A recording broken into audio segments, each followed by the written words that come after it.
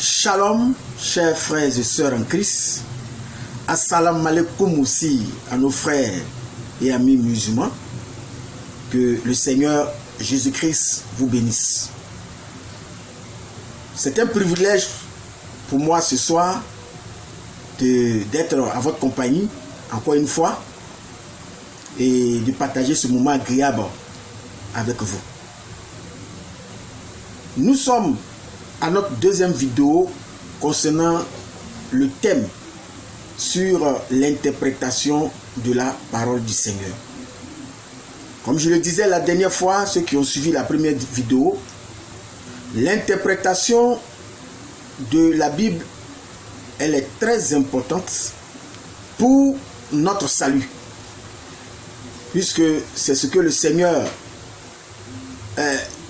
veut de nous, de comprendre sa parole. Mais vous savez, lorsque nous lisons la Bible, il y a beaucoup de mécanismes que le Seigneur a placés dans sa parole qui peuvent ou qui pourra nous servir d'exemple en ce qui concerne la compréhension de sa parole. Vous le savez très bien, la mauvaise compréhension de la parole du Seigneur peut nous perdre en ce qui concerne le salut de notre âme. J'aimerais commencer ce sujet, cette deuxième rencontre sur l'interprétation de la parole de Dieu avec un passage du livre qui se trouve dans Ésaïe 29. Ésaïe 29, à partir du verset 11 à 12. Il est écrit: toute la révélation est pour vous comme les mots d'un livre cacheté que l'on donne à un homme qui sait lire en disant: lis donc cela. Et qui répond: je ne le puis, car il est cacheté. Ou comme un livre que l'on donne à un homme qui ne sait pas lire en disant: lis donc cela, et qui répond: je ne sais pas lire. Bien-aimé, c'est un texte très important qui révèle ici l'incapacité de toute personne qui n'a pas préalable l'Esprit de Dieu de comprendre la parole du Seigneur. Vous savez, la Bible est comme un labyrinthe. Et le labyrinthe, au Moyen-Âge, ce sont des châteaux, ce sont plusieurs voies, plusieurs issues, comme étant au sous-sol du château, soit pour ralentir celui qui poursuivait le roi lorsque le roi devait fuir, ou soit pour perdre celui qui voulait poursuivre le roi. La Bible est un peu à cette image. C'est un labyrinthe. Un labyrinthe dans lequel quand tu rentres, tu peux te perdre facilement et même détruire ton âme si tu n'as pas cette grâce de la part de l'Esprit de Dieu de pouvoir comprendre les Écritures. Et c'est ce que le prophète Ésaïe nous fait remarquer ici, que la Bible est un livre très codé, qu'on dit cacheté, c'est-à-dire codé, qu'il faut déchiffrer, qu'il faut décoder pour comprendre le message. Vous voyez que dans l'histoire, beaucoup de personnes se sont aventurées dans ce livre de la Bible, et ces personnes se sont égarées. Ces personnes ont perdu même la vie, ont perdu leur âme, ont égaré les âmes, parce qu'ils n'avaient pas la compréhension exacte de la parole du Seigneur. Aujourd'hui, si notre monde est rempli de fausses doctrines et de faux enseignements, c'est parce qu'ils n'ont pas compris le mécanisme qui se trouve dans la parole de Dieu en ce qui concerne la compréhension et l'interprétation de la parole du Seigneur. Regardez, je vais vous lire un deuxième passage qui se trouve dans le livre de Néhémie. Néhémie chapitre 8. Néhémie 8. Voici ce qui est écrit. Il lisait distinctement dans le livre de la loi de Dieu et il en donnait le sens pour faire comprendre ce qu'ils avaient lu. Vous voyez que lire simplement la Bible n'est pas garantie de comprendre la Bible. Ce n'est pas une garantie que tu as compris. Puisque ici, il est écrit qu'il lisait distinctement dans le livre de la loi de Dieu et il en donnait le sens. C'est-à-dire, la lecture ici est séparée du commentaire ou de l'explication de ce qui était lu. Et ça, c'est pour ça que Dieu, dans l'Église, a suscité des docteurs, des prophètes, des évangélistes, des apôtres et les pasteurs pour la compréhension de sa parole. Je vous lis encore un autre texte, cette fois-ci qui se trouve dans le livre des Actes des Apôtres. Acte 8,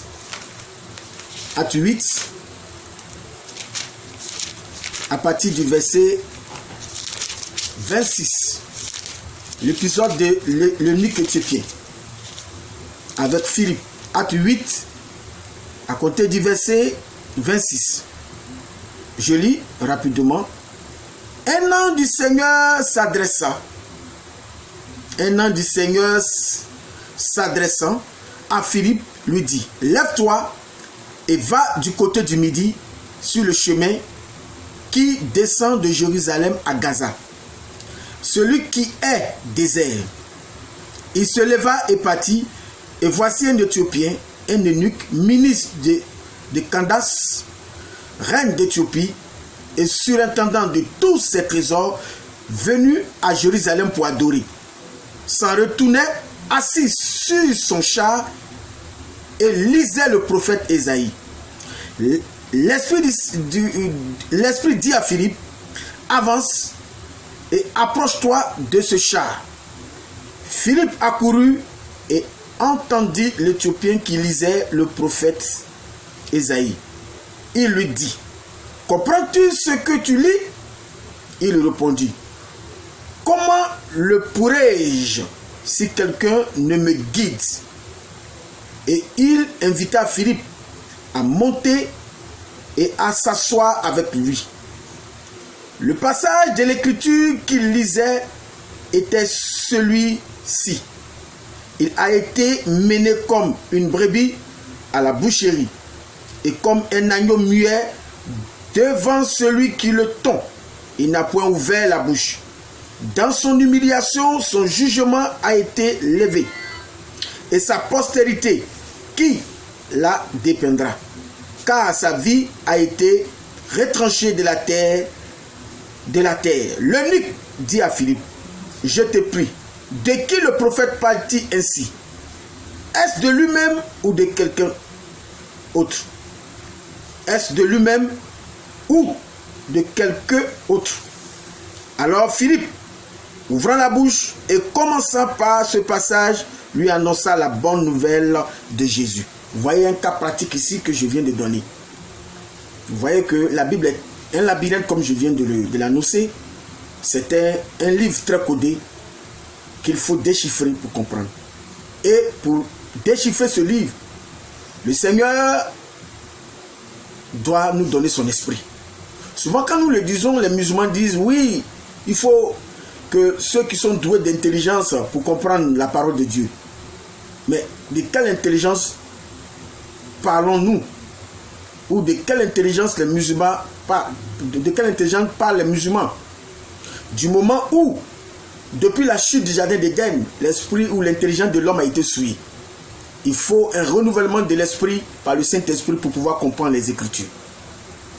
C'est pour cela que lorsque nous lisons le livre de 2 Corinthiens, je prends 2 Corinthiens, chapitre 3, le verset 6.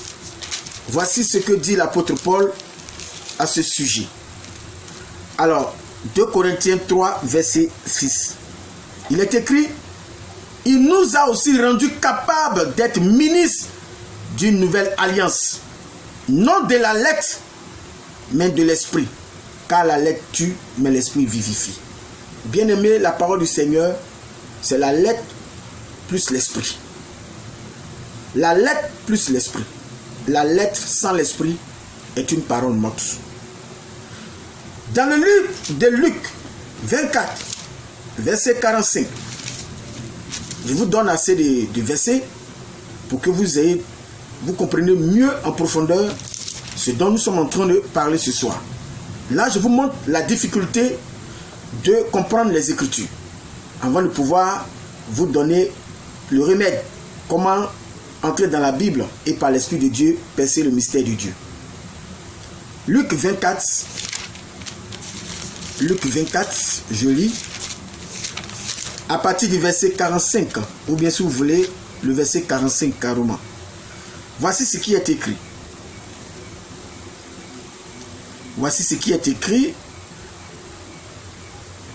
Alors, il ouvrit, il s'agit là des disciples d'Emmaüs, les disciples d'Emmaüs qui, après la mort et la crucifixion de Jésus, étaient tristes, avaient emprunté le chemin, et en cours de route, ils ont croisé le Seigneur sans s'en rendre compte que c'était le Seigneur, et ils ont bavardé en parlant de tout. Et Jésus a pris la parole tout au long du chemin pour leur parler un peu de toutes les prophéties des prophètes. Et comme ils n'arrivaient pas à comprendre, au verset 45, lorsque le Seigneur se révèle, on dit, alors il leur ouvrit l'esprit afin qu'ils comprissent les Écritures. Si Dieu n'a pas ouvert ton esprit, tu ne peux pas comprendre les Écritures. Parce que la compréhension de la parole est dépendante, cette compréhension, elle est dépendante du Seigneur. Si le Seigneur n'a pas ouvert ton esprit, tu ne peux pas comprendre sa parole. C'est pour cela que, avant que nous abordions le sujet du jour, je vais lire le dernier texte qui se trouve dans le livre de 2 Pierre chapitre 3. 2 Pierre chapitre 3. L'épître de Pierre, la lettre de Pierre, le chapitre 3, le verset 16. Qu'est-ce qui est écrit? C'est ce qu'il fait dans toutes les lettres où il parle de ces choses dans lesquelles il y a des points difficiles. Vous voyez?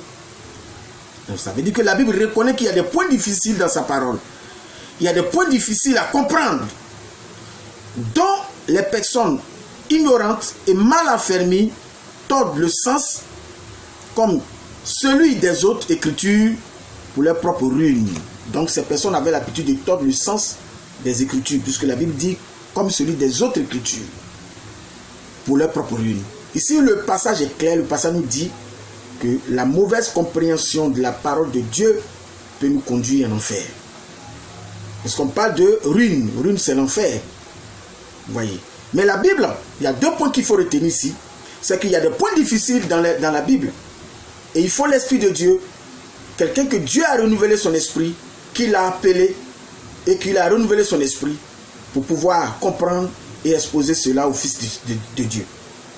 Ça, c'est le premier point. Il y a des points difficiles. Le second point, c'est que la mauvaise interprétation peut ruiner notre âme. Cela peut nous conduire en enfer.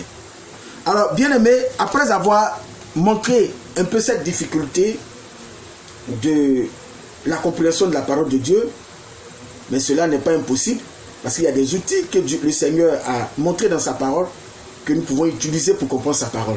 Bien entendu, le premier outil, c'est d'avoir l'Esprit de Dieu. Et le second outil, c'est ce que je vais donner maintenant, et j'ai commencé à donner dans la première vidéo. Aujourd'hui, nous allons essayer d'approfondir en touchant d'autres points que nous avons avancés la dernière fois. Mais sachez que la Bible est un livre très codé, comme je viens de le montrer, difficile à comprendre. Et il faut l'Esprit de Dieu, et il faut connaître certains outils que le Seigneur lui-même a laissés dans sa parole pour pouvoir comprendre. Alors, la dernière fois, nous avions parlé tantôt de 3 contextes. 3 contextes qu'il faut maîtriser pour pouvoir comprendre la parole du Seigneur. D'abord, nous avons parlé du contexte historique. Et nous disons tantôt que le contexte historique, c'est ce qui se passait au moment où la révélation de ce verset était en train d'être donnée. Et cela est très important. Connaître le contexte dans lequel une pensée du Seigneur a été donnée. Et ensuite, nous avons parlé du contexte immédiat. Cela sera l'objet de notre étude ce soir. Nous allons parler du contexte immédiat aujourd'hui. Mais le contexte immédiat, pour rappel, nous avons dit que le contexte immédiat, ça se réfère aux autres versets du même passage. Ça se réfère aux autres versets du même passage. Et parfois, prendre un verset en dehors du contexte immédiat change complètement le sens de ce verset. Donc, il est important de situer à chaque fois un verset dans son contexte immédiat. Ce sera l'objet de notre étude de ce soir. Et ensuite, nous avons parlé du contexte étendu. Et nous avons dit que le contexte étendu, c'est le fait d'interpréter l'écriture par rapport à d'autres écritures que nous trouvons dans la Bible. Donc, en un mot, interpréter l'écriture par l'écriture. Alors, avant de pouvoir toucher le sujet du soir qui va porter sur le contexte immédiat, la dernière fois, nous avons parlé un peu du contexte étendu.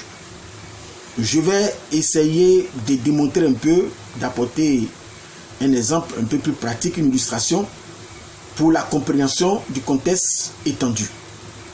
Il est vrai que dans la première vidéo, nous avons donné une illustration. Et aujourd'hui, je vais apporter une seconde illustration un peu plus rapide avant d'aborder le contexte du jour, qui est le contexte immédiat.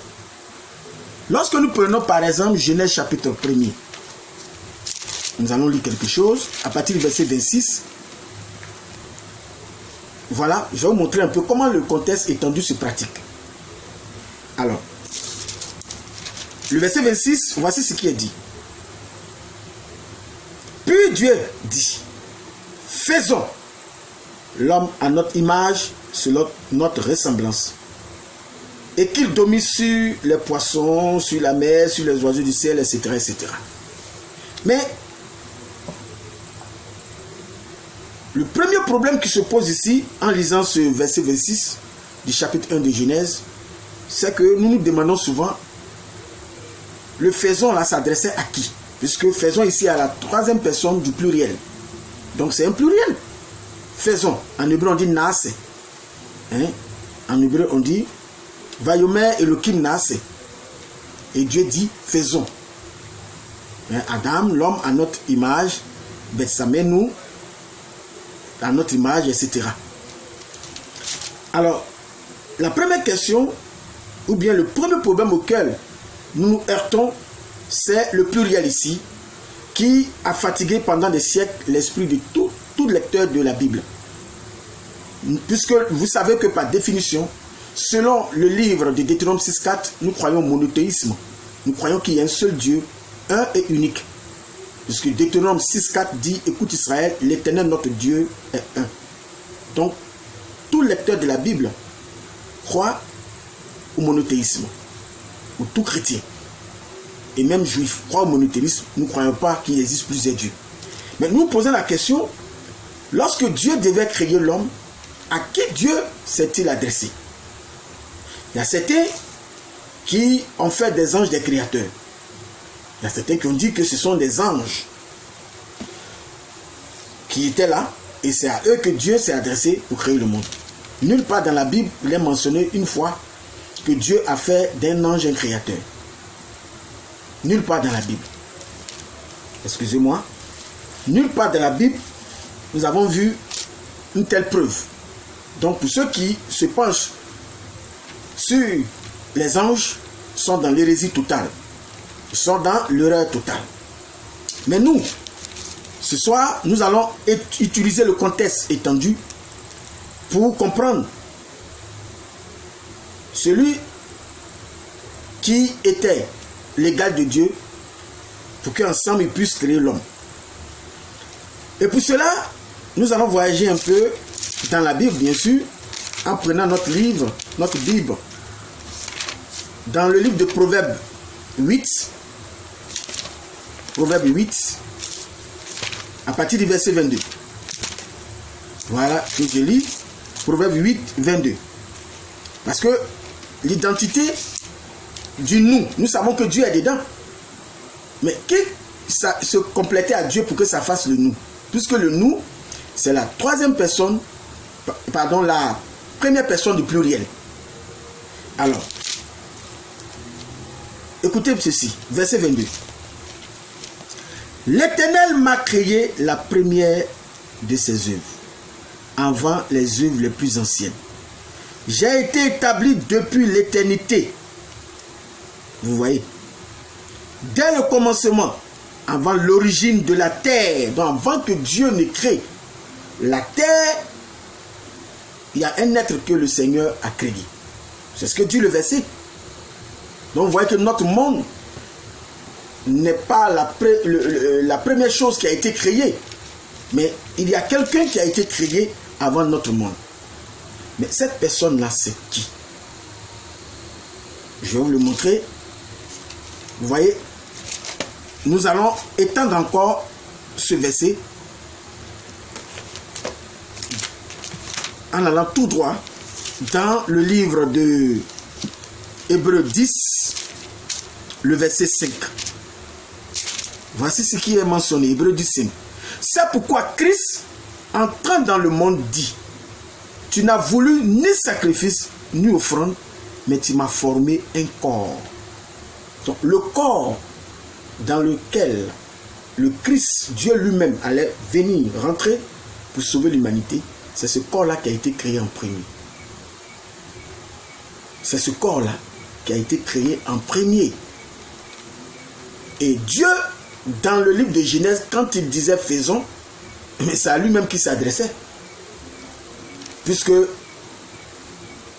il a créé plusieurs positions dans lesquelles il allait se mettre pour pouvoir agir de façon immanente dans notre monde ou auprès des humains. Et la première chose qui fut créée, c'est le corps dans lequel Dieu allait habiter pour sauver l'humanité. Et comment nous le savons? Il suffit de lire le livre de Colossiens, chapitre 1er. Et même c'est dans ce corps que Dieu s'est mis pour créer tout ce qui existe. C'est dans ce corps. Regardez très bien. Alors ceux qui font la différence entre Dieu et Christ sont dans l'hérésie totale. Ceux qui font la différence entre Dieu et Jésus, Christ, ils sont dans l'hérésie totale. Parce que le corps dans lequel Dieu habite, c'est ce corps-là qu'on appelle Jésus.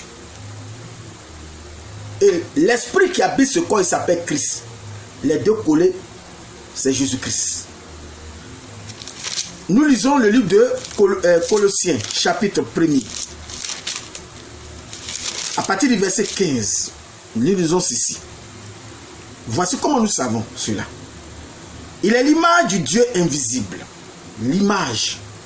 C'est-à-dire comment on peut voir Dieu physiquement.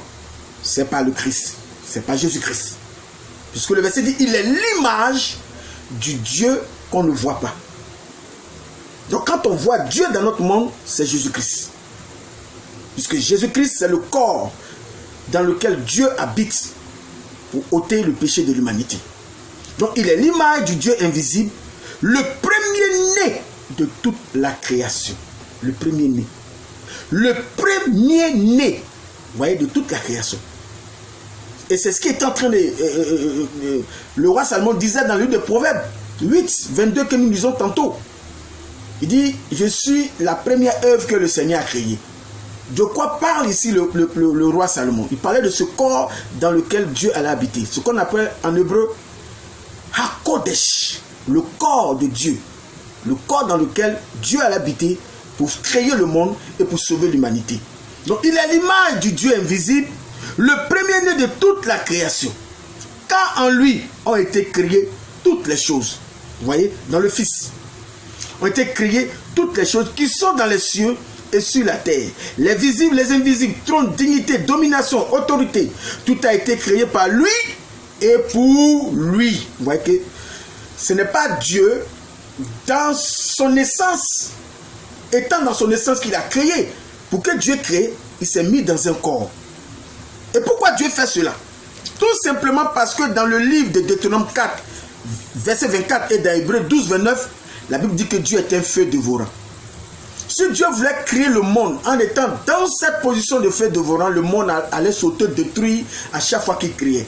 Il allait avoir impossibilité de créer le monde. Donc Dieu, pour que le monde subsiste après sa création, pendant qu'il est en train de créer le monde, plutôt, il a fallu que Dieu crée un corps d'abord, le corps de Dieu, dans lequel il allait se mettre pour pouvoir créer notre monde. Et par la suite, venir sauver l'humanité, étant dans ce corps.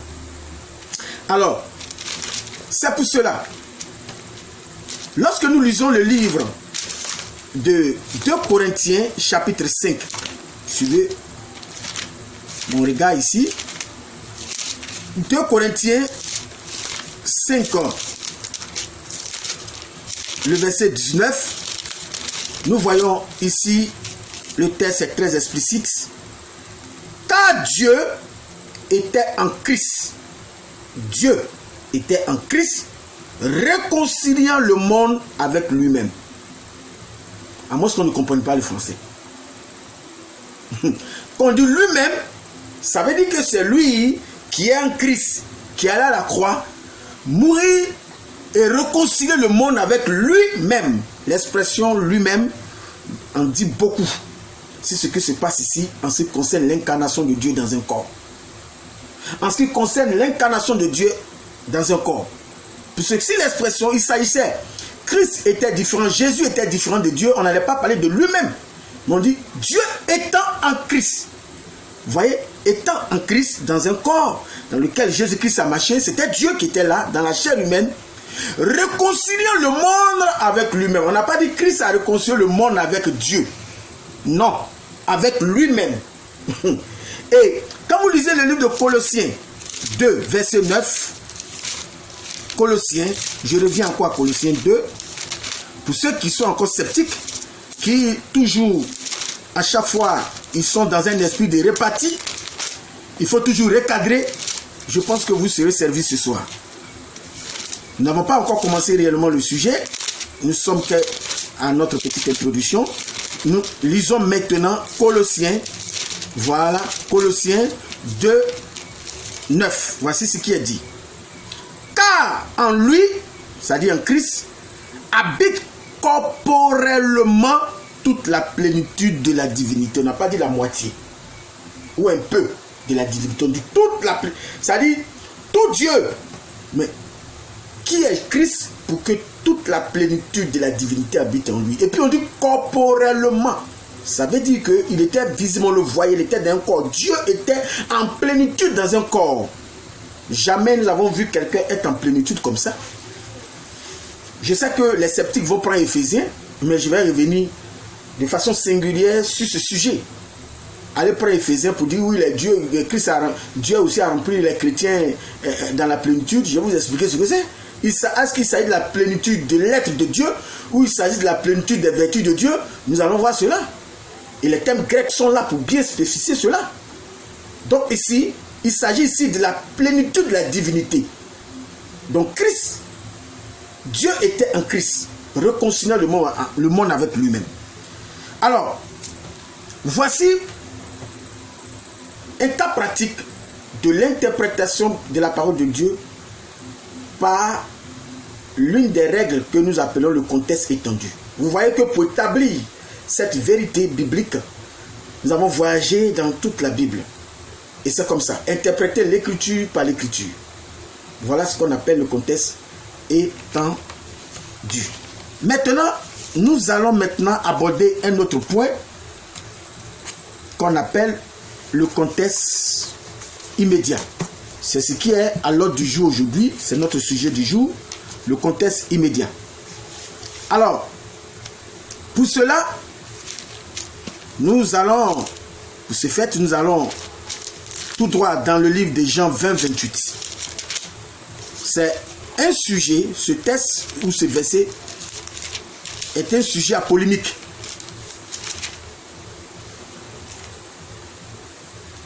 Est un sujet à polémique.